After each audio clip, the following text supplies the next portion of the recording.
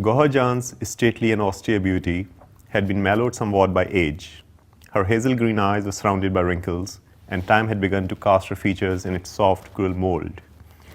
Her kotha still attracted patrons, but the number of its visitors had dwindled. That sudden radical turnabout in life after partition had created a deep feeling of uncertainty.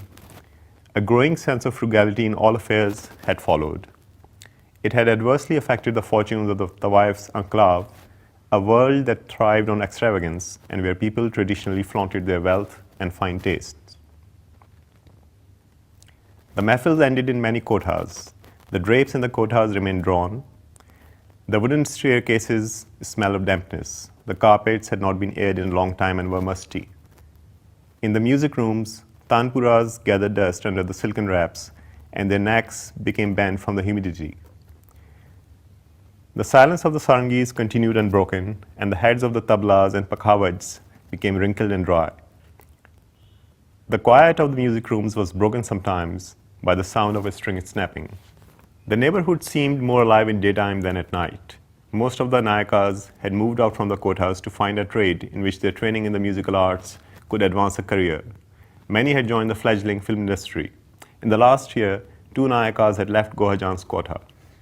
One had migrated, another tried to open her own kotha in another neighborhood, but failing to attract new patrons, closed it down. Only one nayaka, Malka, remained with Gohar Jan. The only other occupant of the kotha was Gohar Jan's old retainer, Bande Ali, who had been associated with it for nearly 3 decades. He was in charge of the mahfils and also looked after the kotha's finances. Every evening, he made sure that the pandans were stocked, the drinks ready, the white floor coverings spread in the music room, and bolsters placed for the guests. 2 servants were also on hand to fill the hookahs for visitors, refresh them at regular intervals, and run errands if the guests wished to send for food from the bazaar or called a conveyance at the evening's end. Bande Ali usually finished his preparations an hour before the mahfil started. Then he had his customary cup of tea before opening the doors of the kotha. After the musicians arrived, he sat on his sofa at the entrance where he greeted visitors. Malka received the guests at the door of the music room, offered them pan and ushered them in where the musicians were already seated and awaiting Gohar Jan. At the end of the mahfil, the guests left their payment in a money box. While the servants cleared up the room, Bande Ali did his accounting. After the house staff left, he closed the kotha doors and retired to his room on the top floor of the building to sip his cup of opium. Bande Ali gave the account of the kotha's finances to Gohar Jan regularly on the 5th of every month. But in recent days, the exercise made him uncomfortable. Having been associated with the kotha and its finances for so long, he felt he was himself somehow to blame for its declining income.